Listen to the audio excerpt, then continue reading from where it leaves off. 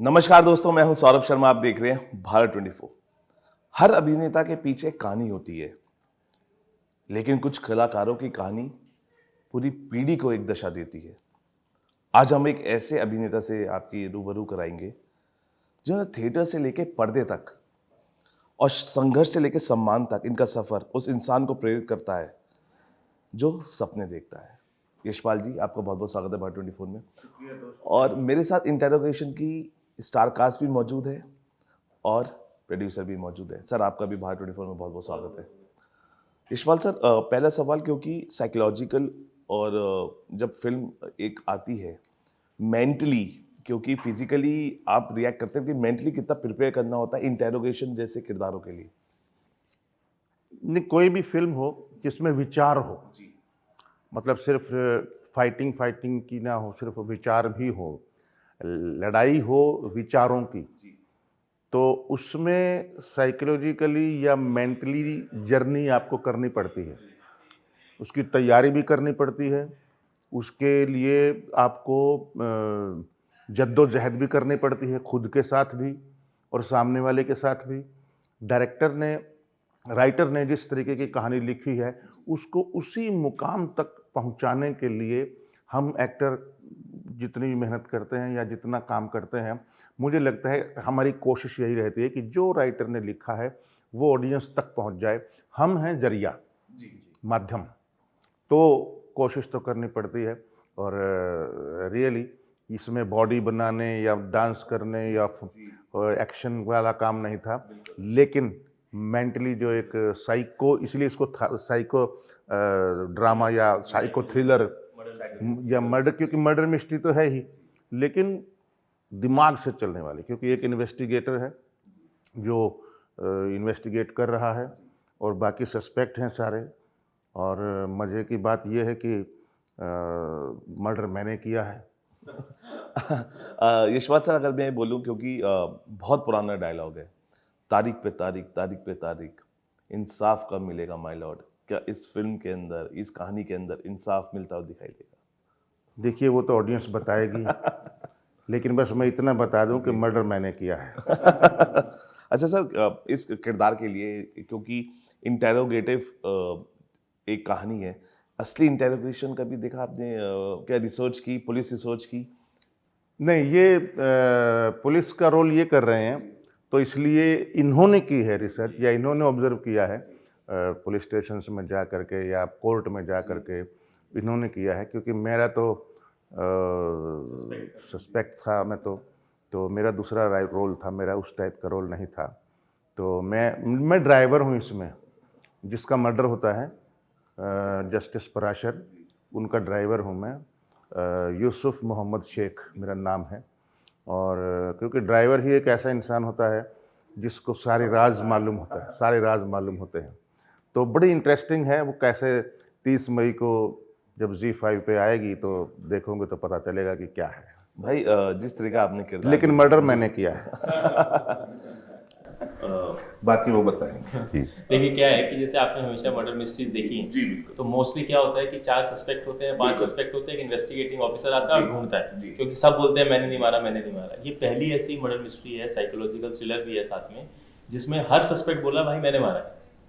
तो यहाँ उल्टा है, और चारों बोल रहे हैं मैंने मारा है। तो इन्वेस्टिगेटिंग ऑफिसर कंफ्यूज हो, भाई ये क्या? तो पहला केस मैंने लाइफ में देखा है कि सब बोल रहे हैं मैंने मारा है, तो मारा किसने? क्योंकि मारा किसी एक ने, तो चारों को तो अरेस्ट कर नहीं सकता। तो ये सबसे डिफरेंट है इस कहानी का एंगल, और जो आपको एंड में खुलेगा और तब आपके होश उड़ेंगे, अरे बाप रे ये था।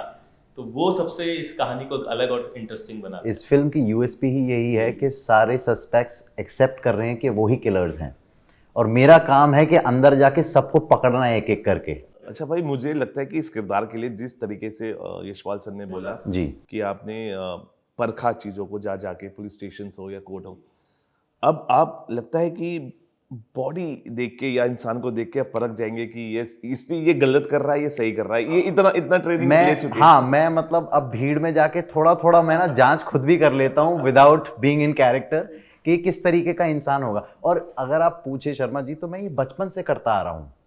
मतलब मुझे इस रोल के लिए एक अलग से, मुझे इस रोल के लिए सिर्फ पुलिस वालों को देखना पड़ा, बट मैं एज अ पर्सन, अभिनय मेरे जीवन का इतना पुराना हिस्सा है कि मुझे पता भी नहीं था कि मैं बचपन से अभिनय ही करता आ रहा हूँ। मैं दूसरों की नकलें उतारना, दूसरों को गौर से देखना, समझना, परखना और उनकी एक्टिंग निकालना, ये एक तरीके से यही मेरा एक्सप्रेस करने का ज़रिया था। अब धीरे धीरे वो चीज़ पर्दे, थिएटर से, स्टेज से पर्दे पे कितनी जल्दी बदल गई, समय का पता ही नहीं चला। और अब तो ये हमें इंटरोगेट कर देते हैं, हमें कहते हैं, "नहीं, आपने गलत बोला।" अच्छा, इस फिल्म से, क्योंकि जिस तरीके से सर ने बताया पिछले की फिल्म में एक चीज़ है जो उस फिल्म की यूएसपी है कि सभी कह रहे हैं हमने किया है, लेकिन अब अगर हम ये बोले कि फिल्म देखने, क्योंकि बहुत सारी मर्डर मिस्ट्रीज हमने देखी है, क्योंकि लोग कहते हैं कि जब एक तरह की फिल्में हिट होने लगती है, जैसे हॉरर कॉमेडी हुई तो हॉरर कॉमेडीज आने लगी, जिस तरह की फिल्में अगर अच्छा रिस्पॉन्स करते हैं उस तरह के हम बनाने लगते हैं। हमने ये फिल्म क्यों बनाई और क्यों अलग बनाई, और किस तरह अलग बनाई और क्यों अलग तरीके से इसे देखा जाए?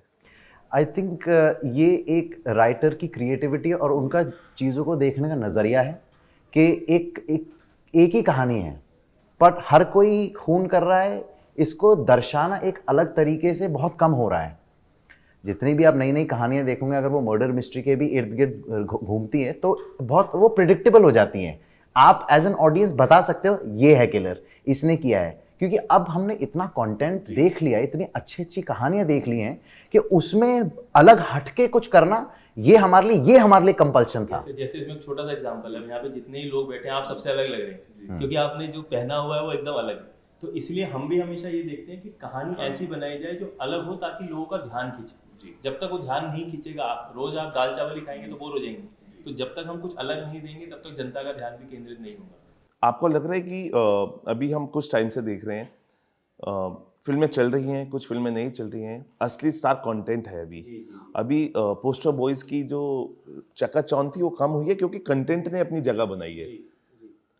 कंटेंट वाइज आपको लगता है कि कहीं ना कहीं हमारे क्योंकि बहुत अच्छी फिल्में भी आ रही हैं, कंटेंट वाइज कहीं ना कहीं अभी आज के दौर में हम गिरावट देख रहे हैं अपनी इंडस्ट्री में? क्या देख रहे हैं? गिरावट देख रहे हैं कंटेंट हाँ वाइज? सर, मैं इससे थोड़ा सा अलग कहूंगा। अभी देखिए, मेरी कंपनी का नाम भी नाम में क्या रखा है, क्योंकि हम हमेशा कभी भी नाम पे फोकस नहीं करते, कहानी पे फोकस करते हैं। गिरावट कभी भी नहीं आई है, ये सिर्फ हमारा एक मिथ है, क्योंकि आज भी अच्छी कहानियां बन रही है। आज भी लापता लेडीज जैसी कहानी बन रही है, 12th फेल मैंने जैसी सर कहानी। इसलिए बोला, मैं इंटरप्ट करने के लिए माफी चाहूंगा, कि क्योंकि हम रीमेक्स की तरफ ज्यादा जा रहे हैं, ओरिजिनल कंटेंट हम नहीं निकाल पा रहे हैं, और ओरिजिनल कंटेंट अगर निकाल रहे हैं तो हम अपने रूट्स पे नहीं जा पा रहे हैं। और कहते हैं ना कि हम रूट्स पे, मैं बॉलीवुड कभी नहीं कहता हूँ, मैं हमेशा से बोला कि ये हिंदी सिनेमा है, तो Hindi cinema is all about rooted. मैं उस चीज में कहता हूँ, हम रीमेक्स की तरफ ज्यादा जा रहे हैं, हम कॉपी कर रहे हैं कहीं ना कहीं से कोई स्क्रिप्ट, हम ओरिजिनल नहीं जा पा रहे हैं। सर आप बिल्कुल सही कह रहे हैं, और जो ऐसा कर रहे हैं फिर उनको रिजल्ट भी दिख रहे हैं। देखिए, ऐसा नहीं है कि हर कोई ऐसा कर रहा है। जैसे अभी आपने बोला हिंदी सिनेमा है ना, तो आप देखिए बहुत सारी फिल्में हैं जो ओरिजिनल, जैसे स्त्री आपके सामने एक बेहतरीन एग्जाम्पल है, छावा आपके सामने एक बेहतरीन एग्जाम्पल है, 12th फेल आपके सामने एक बेहतरीन एग्जाम्पल है, लापता लेडीज है। तो ऐसी बहुत सारी कहानियां हैं जो अलग हैं, जो रूटेड हैं। और हमारा तो खुद ही हमेशा से रहा है कि अगर हम इंटररोशन भी देखेंगे, हमारी फिल्म भी देखेंगे, तो आपको बहुत ही रूटेड कहानी दिखेगी, क्योंकि जैसे बोला, आपको कहीं कॉपी नहीं दिखेगी, किसी का रीमेक नहीं है। ये एकदम ओरिजिनल आइडिया है, जिसको हमने उसको पूरी मेहनत से, शिद्दत से बनाया। यशपाल सर, इस फिल्म को करने के बाद क्या आपके सोचने के तरीके में कोई बदलाव आया है? नहीं, सोचने के तरीके में नहीं, लेकिन सिनेमा की सोच में बदलाव ज़रूर आया है। क्योंकि अच्छा सिनेमा, क्योंकि मैंने बहुत सारा सिनेमा ऐसा किया है जिसमें से 50% फिल्में ऐसी हैं जो लोगों को मालूम भी नहीं है, जो पूरे इंटरनेशनल फिल्म फेस्टिवल्स में जाती हैं, अवार्ड जीतती हैं, और पता भी नहीं चलता वो, क्योंकि रिलीज़ नहीं हो पाती अच्छे से, या हुई तो एक हफ्ते में चली गई, या OTT पे गई, या कहीं। तो इसलिए सिनेमा की सोच जो है उसमें बदलाव आया है। ये मैं आपको गारंटी से बोलता हूँ कि इस फिल्म को देखने के बाद जो ZEE5 पे 30 तारीख को रिलीज़ हो रही है इंटेरोगेशन, उस फिल्म को हॉलीवुड वाले भी कॉपी करेंगे और साउथ वाले भी कॉपी करेंगे। अभी तक उल्टा होता आया था, लेकिन ये, क्योंकि मेरी फिल्म करने का कारण ही यही है, इसका कंटेंट। क्योंकि मतलब जैसे प्याज की परतों की तरह जब भेद खुलते हैं और अनफोल्ड होती है कहानी, और क्या बोलते हैं, सरप्राइजिंग एलिमेंट्स बहुत हैं इसके अंदर। एक बार और बाप रे, अच्छा इसने किया है मर्डर, अरे नहीं इसने किया, अच्छा इसने किया है, क्यों, अरे बाप रे, अभी तक तो ये बोल रहे थे कि हम तो पराशर को इतना प्यार करते हैं, वो हमारे लिए भगवान हैं, ये है वो है, और अभी बोल रहे हैं कि मैंने मर्डर किया उसका।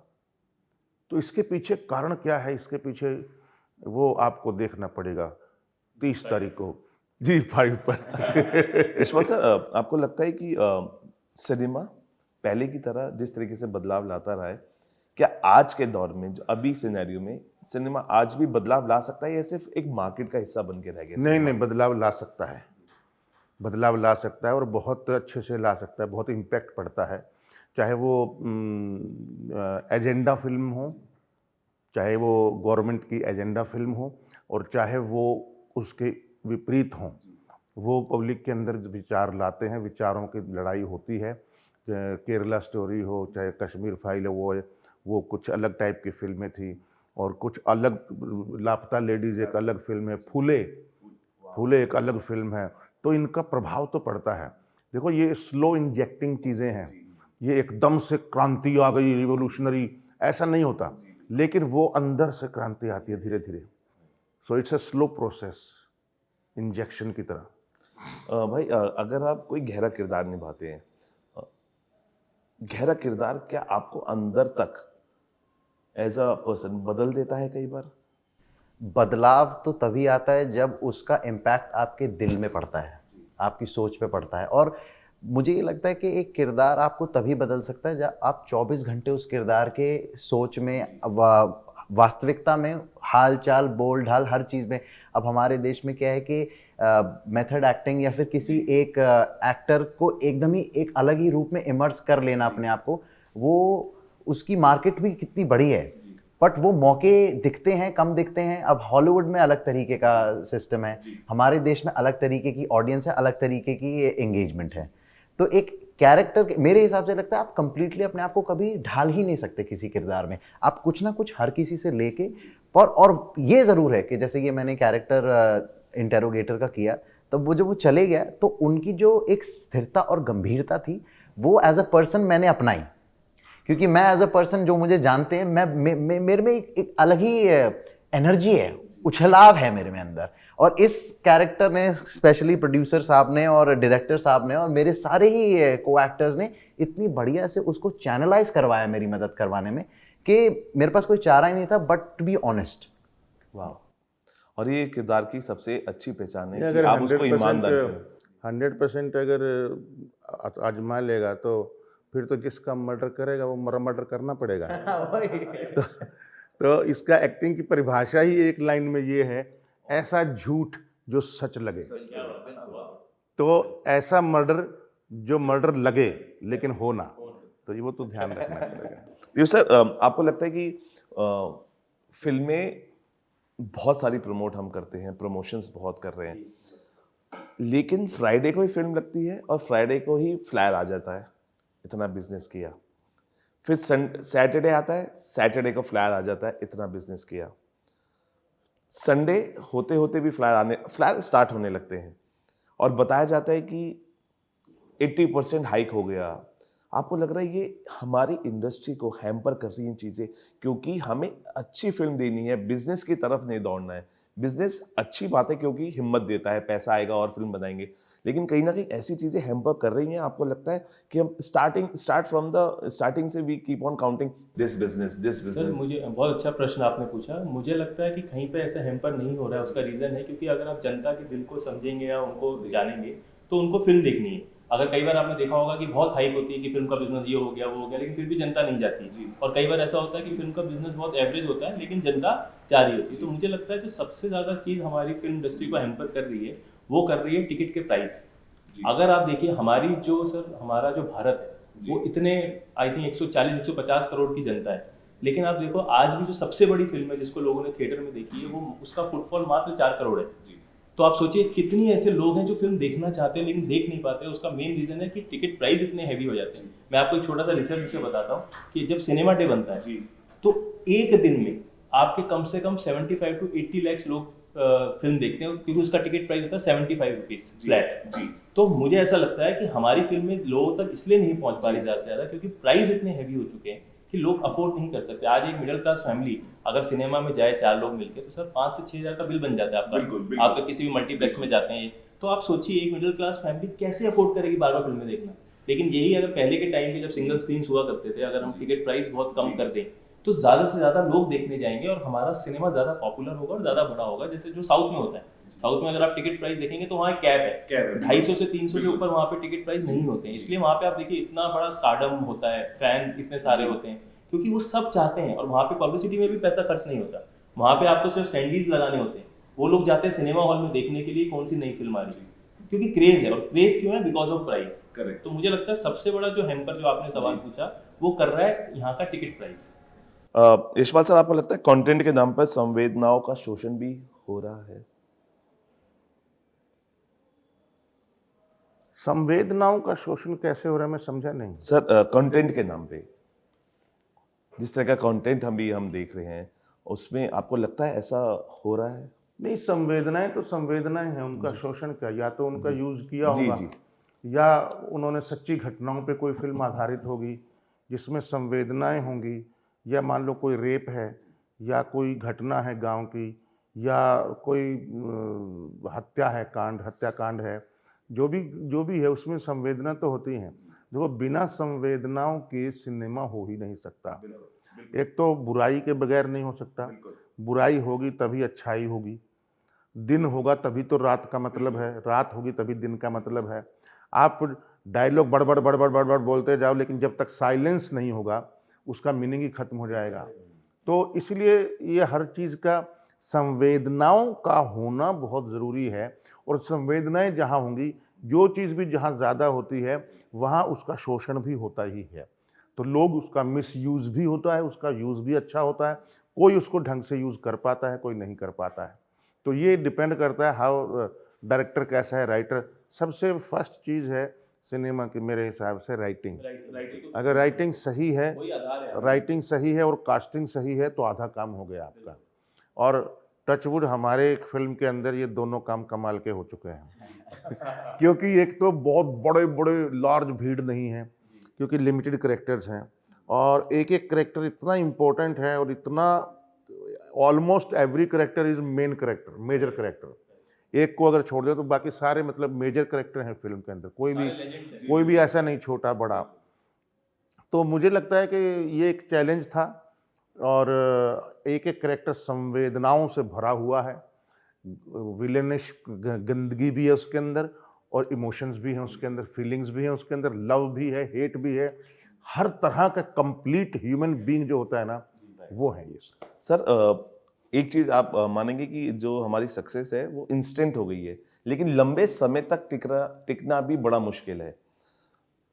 आज की जो जनरेशन के जो स्टार्स हैं, मैंने कई इंटरव्यूज किए, उन्होंने कहा ये मत समझिएगा अगर मेरी फिल्म ने 200 करोड़ रुपए कमा लिए तो मेरे पास फिल्मों की लाइन लग गई। आपको लगता है कि टिकना और इंस्टेंट सक्सेस भी कई बार चीज़ों को हैम्पर कर देती है? बिकॉज दिमाग में अगर आपने चढ़ा लिया आपकी पहली फिल्म और वो 200-500 करोड़। नहीं, बिल्कुल ये गलत फहमियाँ तो पाले ही ना कोई ज़िंदगी में कि हिट हो गया तो मतलब परमानेंट हिट हो गया। अब वो तो आपके ऊपर है कितना सस्टेन कर पाओगे उसको। कोई एक फिल्म हिट होते ही मतलब पगला जाता है, और एक आदमी डाउन टू अर्थ रहता है ज़िंदगी भर, इसीलिए वो लंबी रेस का घोड़ा कहलाता है। तो बहुत ही ज़रूरी है कि ये जो आपने बात आप भी कर रहे थे कि एक दिन में इतना कमा लिया, और ये जो हैम्पर करता है वो क्वालिटी के ऊपर हैम्पर करता है, ये वैचारिक क्षमता के ऊपर हैम्पर करता है। फिर क्या दिखावा ज़्यादा आ जाता है, फिल्मों के लोग बिजनेस पहले सोचते हैं, बाद में विचार सोचते हैं। तो इसका अच्छा सिनेमा ही वही है जो उस वैचारिक या एस्थेटिक उस फिल्म की, या उस फिल्म की जो आर्टिस्टिक क्वालिटी है, जिसको हम वो सिनेमा बोलते थे, पैरेलल सिनेमा बोलते थे, कभी सत्यजीत रे, श्याम बेनेगल, गोविंद निहलानी, उस सिनेमा में और एक कमर्शियल सिनेमा में कैसे आज ब्लेंडिंग हो, वो उसके अंदर आर्टिस्टिक क्वालिटी भी ना मरे और उसकी कमर्शियल क्वालिटी भी ना मरे, कमाई भी हो और वो अच्छाई भी हो, सच्चाई भी हो, वैचारिक भी हो। या सरी की बात दोनों का कंटिन्यू बैलेंस। करते हुए 12th फेल उसका बेस्ट एग्जांपल, जैसे आपने जो बोला कि उसमें आपका आर्टिस्टिक फील भी है और कमर्शियल एंगल भी है, जिससे आपको इंस्पिरेशन भी मिलती है और हर कोई देख के इंस्पायर होता है। तो ऐसी फिल्में आएंगी तो सर डेफिनेटली। सर, आपको लगता है कि हीरोइज्म जो हम देखते थे फिल्मों में, हिंदी सिनेमा में, वो भी कहीं ना कहीं हम लैग कर रहे हैं हीरोइज्म? सर आपकी बात सही है, लैग कर रहे हैं, पर वो होना चाहिए। उसका रीज़न जो हमने स्टडी किया है, क्योंकि देखिए एट द एंड तो हम जनता के लिए कर रहे हैं जो भी कर रहे हैं। अगर जनता हमारी फिल्म देखेगी तो ही वो चलेगी, नहीं तो नहीं चलेगी। अगर आप ध्यान से स्टडी करेंगे, लोगों की मानसिकता स्टडी करेंगे, हर कोई लाइफ में हीरो बनना चाहता है अपनी ज़िंदगी में। तो जब वो खुद नहीं बन पाता और वो पर्दे पे देखता है ना, तो वो उसके साथ कनेक्ट करता है। और जैसे ही वो कनेक्ट करता है ना, तो उसकी लाइफ में वो 2.5 या 3 घंटे सेलिब्रेशन होते हैं। तो हमारा काम है सर एंटरटेनमेंट, एंटरटेनमेंट, एंटरटेनमेंट। तो जब आप 2.5 से 3 घंटे उनको एंटरटेन करते हैं और उनके अंदर एक इंस्पिरेशन वाली फीलिंग आती है, हीरोइज्म वाली फीलिंग आती है ना, तो वो लार्जर देन लाइफ फील करते हैं, और वही हमारी जीत है। बिल्कुल। तो मुझे हमेशा लगता है कि हीरोइज्म तो होना ही चाहिए, और साथ में जैसे सर ने बोला पैरेलल सिनेमा भी साथ साथ चलना चाहिए। जैसे अभी अगर 12th फेल का ही हम एग्जांपल लें, तो उसमें अपने आप में एक हीरोइज्म है। एक नीचे से अनपढ़ आदमी जो मतलब चोरी चकारी करता था, वो एक IAS ऑफिसर की उसकी जर्नी, तो क्या इसमें हीरोइज्म नहीं है? तो हीरोइज्म की डेफिनेशन सही होनी बहुत जरूरी। मतलब हीरोइज्म तो ये नहीं है कि आया और 10-12 को गुंडे को मार दिया और वो हीरो बन गया, नहीं। आप अगर रियल लाइफ में अपने आप को आगे बढ़ा सकते हैं, इंस्पायर हो सकते हैं और इंस्पायर कर सकते हैं, तो आप हीरो हैं। तो वो हीरोइज्म तो हमेशा होना ही चाहिए। बिल्कुल। यशपाल सर, क्या आपको लगता है समाज में भी न्याय और सच्चाई की परिभाषा बदल रही है, और क्या ये फिल्म इस बदलाव को दर्शाती है?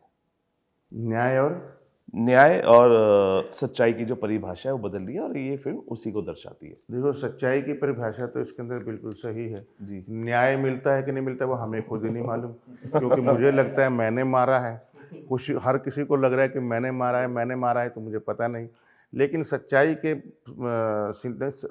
सिनेमा की होती है। सिनेमा की आपकी नीयत साफ है, नीयत सही ढंग से बनाई गई सिनेमा है।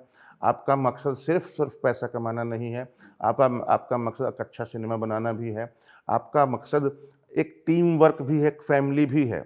अब आपने हीरोइज्म की बात की, ये हीरो है इस फिल्म में, इसके अंदर इतनी कुव्वत है, इसकी पहली फिल्म है, इसके अंदर इतनी कुव्वत है। अगर आज कोई 500 करोड़ रुपए लगा दे तो ये बाहुबली से बड़ा स्टार बन सकता है। नहीं, मजाक नहीं कर रहा हूं मैं।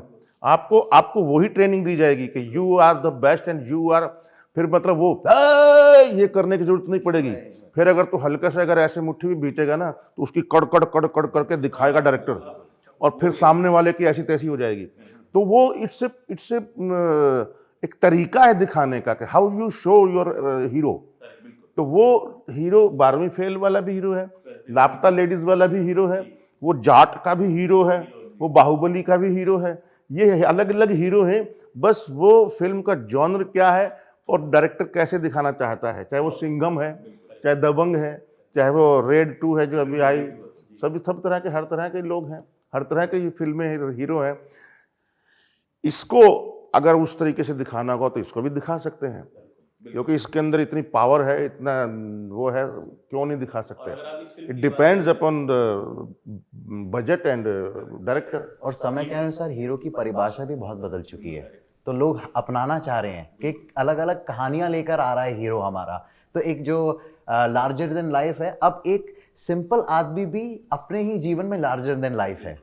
इवन आप इस फिल्म की भी बात करें इंटेरोगेशन, तो ये अपने आप में हीरो है। मतलब विशाल का जो किरदार है कि 4 सस्पेक्ट हैं, अब उसमें से ढूंढना है जो ऐसे जो सभी कह रहे हैं मैंने मारा, तो उसमें से ढूंढना भी कोई हीरोइज्म से कम नहीं है। विशाल, आपसे ये जानना चाहूँगा आखिरी 2 सवाल कि क्योंकि हम फिल्म बना रहे हैं और कंटेंट, मैंने किंग हमेशा बोला कि अभी कंटेंट हमेशा से रहा है, लेकिन अभी ऊपर कंटेंट को रख रहे हैं लोग। बहुत अच्छी फिल्में लिखी जा रही हैं, आप जैसे प्रोड्यूसर्स हिम्मत जुटा पा रहे हैं, उसको उस पर दाव लगा रहे हैं, अच्छा टैलेंट है, अच्छी कहानी है, ये बड़े बड़े प्रोडक्शन हाउसेस क्यों घबराते हैं अच्छे टैलेंट को लेने में, और क्यों अच्छी अच्छी कहानियों में दाव लगाने से डरते हैं, जो आप लोग बिल्कुल एकदम बिना सोचे समझे जाते कि कहानी बेटर है, न्यू टैलेंट है, इसको प्रमोट करना है, कहानी को प्रमोट करना है, क्यों आप हिम्मत जुटा पाते हैं और बड़े बड़े प्रोडक्शन हाउसेस नहीं कर पाते? सर मैं इस पे एक ही बात कहूँगा, सर की मुझे बात याद आती है कि अगर हम किसी को बढ़ा नहीं सकते तो घटाना नहीं चाहिए। मतलब कि बड़े प्रोडक्शन हाउसेस क्या कर रहे हैं सर, हम उस पर फोकस नहीं करें तो बेटर है, क्योंकि हम हमेशा अपने पे फोकस करते हैं। मैं तो हमेशा एक चीज़ मानता हूँ कि हम क्या कहना चाहते हैं। देखिए हर इंसान की अपनी एक सोच है, जब प्रोड्यूसर कोई भी कहानी, चाहे कोई भी प्रोड्यूसर हो, तो वो एक सोच के साथ आता है, क्योंकि उस सोच से ही कहानी बनती है और वो कहानी से फिर आगे का कारवां शुरू होता है। तो हम जब भी कहानी चुनते हैं, जैसे मेरा तरीका जो है वो हमेशा कहानी चुनने का ये है कि सबसे पहले तो यूनिकनेस हो, क्योंकि अगर कुछ अलग नहीं होगा तो मेरी जनता क्यों देखेगी। दूसरा वो रूटेड हो, अगर वो देश की मिट्टी के साथ नहीं जुड़ा हुआ है तो मैं कैसे कनेक्ट करूंगा? जैसे मैं हॉलीवुड फिल्में नहीं देखता हूँ, उसका मुझे कोई उनसे लड़ाई नहीं है, बस सिंपल रीजन है कि मैं चाहता ही नहीं वहां से इंस्पिरेशन आए। मैं हमेशा चाहता हूँ कि हमारे देश में इतनी कहानियां हैं। आप जाइए दूर दूर, मतलब आप बनारस चले जाइए, आप गोरखपुर चले जाइए, अलग अलग इतने छोटे छोटे गाँव हैं कि आपको वहां से एक कहानी मिलती है। तो हमें क्यों इंस्पायर होना है किसी और से? तो ये यूनिकनेस और देश की मिट्टी की जो खुशबू आती है ना कहानी में, अगर वो नहीं हो तो बना के मतलब नहीं है। और तीसरा, उसको अच्छे से प्रोजेक्ट करना। मान लीजिए हमने सब कर लिया, हमने कहानी भी ढूंढ ली, हमने देश की मिट्टी के साथ जुड़ी हुई वो खुशबू भी ढूंढ ली, लेकिन अच्छे से बनाया नहीं। अब देखिए ये कहानी जो इंटेरोगेशन बनाई, अगर यशपाल सर जैसे एक्टर नहीं होते, राजपाल जी जैसे नहीं होते, इतना टैलेंटेड मनु नहीं होता, तो शायद ये उतनी खूबसूरत कहानी नहीं बनती और हम इतने कॉन्फिडेंटली आपको इंटरव्यू नहीं दे रहे होते। मैंने वही कहा कि बहुत ज़रूरी है आज की डेट में जो नया टैलेंट है और अच्छी कहानियों को प्रमोट किया जाए। मनु भाई, आपसे आखिरी सवाल, क्योंकि कुकड अप स्टोरीज बहुत है, क्योंकि आपने अभी कदम रखा है, आपकी डेब्यू फिल्म है। हम बॉलीवुड की बहुत सारी कुकड अप स्टोरीज सुनते हैं, कुकड अप बहुत सारी चीज़ें हैं। आपको लगता है कि कई बार टैलेंट, जिसकी यशपाल सर और अभी पीयूष सर आप ही की बात करें, जो टैलेंट है वो कहीं ना कहीं कॉन्टैक्ट के चक्कर में पीछे रह जाता है इस इंडस्ट्री में? मेरा ये मानना है सर कि आप चाहे कितने ही वेल कनेक्टेड क्यों ना हो, पर अगर आपके अंदर खुद का गुर्दा नहीं होगा कुछ अपने आप को प्रूफ करने का, किसी और को नहीं, अपने आप को प्रूफ करने का, तो आप चाहे किसी प्रेसिडेंट के साथ भी क्यों ना बैठे हो, किसी कितनी बड़ी कंपनी के, वो नज़रिया, उस नज़रिए से आपको कभी देख ही नहीं पाएंगे, क्योंकि आप अपने आप को उस नज़रिए से कभी देख नहीं पा रहे। तो कांटेक्ट आपको, मुझे ये लगता है कि एक दरवाजे तक आपको ले जा सकता है, राह दिखा सकता है। राह पे चलना आपकी मेहनत, आपकी लगन, आपकी शिद्दत, उसी से ही आप आगे बढ़ सकते हो। अब कल को यही अगर फिल्म 100 करोड़ की बनी होती और इन जैसे महान लोगों ने मेरे पे वो पैसे लगा के करा होता, तो ये मेरी रिस्पॉन्सिबिलिटी बनती है as an actor, as an अभिनेता, कि मैं इनको उन 101 का काम करके दूं। अब इसमें तो इन्होंने मुझे राह दिखा दी, चलना मुझे खुद है उस पर। और सर अगर आप ध्यान भी देंगे, आप मतलब आपने तो इतना सिनेमा देखा है, पढ़ा होगा, कि आप देखिए इस बिजनेस का अगर असली भगवान या इस कला का असली भगवान वो जनता है। बिल्कुल। और आप चाहे कितने भी बड़े स्टार के लो, मैं नाम किसी का नहीं ले रहा, चाहे कोई भी कितने भी बड़े आप कनेक्टेड हो, जब तक आप जनता के दिलों में नहीं उतरेंगे। हमने बहुत बड़े बड़े नाम देखे जो आए और चले गए, और बहुत ऐसे नीचे परिवार से आते हुए देखे जो कहाँ से कहाँ पहुंच गए। उसका सिंपल रीजन है कि आपका कनेक्शन कितना है। आज आप जब परफॉर्म करते हैं वो सीन कितना रियल लगता है। जैसे सर ने बोला कि ये एक ऐसा झूठ है जो सच दिखना चाहिए, तो अगर आप वो दिखाने में काबिल हो एज एन एक्टर, तो लोग आपसे कनेक्ट करेंगे और वो आपको स्टार बनाएंगे जी। तो आप कैमरे की तरफ मत भागो, बस आप अच्छा करो, कैमरा खुद आपके पास आएगा। बिल्कुल, बहुत बड़े, सीधी सी बात है। वो अगर अच्छा करेगा तो पूरी इंडस्ट्री आएगी इसके पास। अगर वो चापलूसी करता रहेगा, अगर वो दोगलापन करता रहेगा, दिखावा करता रहेगा, तो फिर कितनी कर 1, 2, 3 फिल्में बस खत्म, फिर इसका कैरियर खत्म। तो इसीलिए उसको अपने अंदर स्ट्रॉन्ग बनना पड़ेगा, ज़िंदगी लाइव क्या बोलते हैं, डाउन टू अर्थ रहना पड़ेगा, जो कि ऑब्वियसली ही इज़।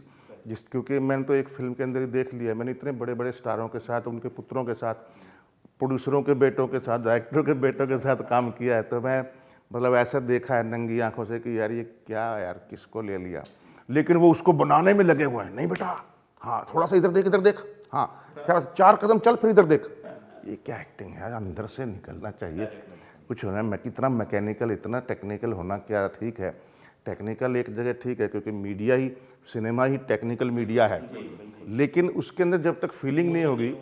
एक लास्ट बात बोलना चाहूँगा, भरत मुनि थे, बहुत हज़ारों साल पहले, 5000 साल पहले उन्होंने लिखा था नाट्यशास्त्र। उसमें एक्टिंग के 4 तरीके बताए थे। वाचिक शब्दों से, उस आवाज़, उतार चढ़ाव, वॉइस, स्पीच। दूसरा आंगिक मतलब मुद्राएं, बैठना, जेस्चर, पोस्चर, क्या आगे है, क्या आगे है ये। तीसरा है आहार्य, मतलब कपड़े, मेकअप। लेकिन ये तीनों बेकार हैं अगर चौथा सात्विक नहीं है तो वो फीलिंग्स होना, वो सात्विक होना, कितनी भी टेक्निकलिटी 100 करोड़ की, 500 करोड़ की कर दो, कितना ही ठग दो, हिंदुस्तान फैला दो, लेकिन जब तक लापता लेडीज़ की फीलिंग्स नहीं है तब तक मुश्किल है बात, सीधी सी बात है। सर जाते थे अब, क्योंकि अभी आपने हमेशा बेबाकी से अपनी बातों का रखा है, और अभी आपने मासूम शर्मा को भी समर्थन दिया था, जिस तरीके से अभी दोबारा उन्होंने एक वीडियो बनाया कि इस बार मेरा अकाउंट ना बंद हो जाए, या क्या लगता है आपको इस तरीके की चीज़ें अगर हो रही है वो सही है या गलत है?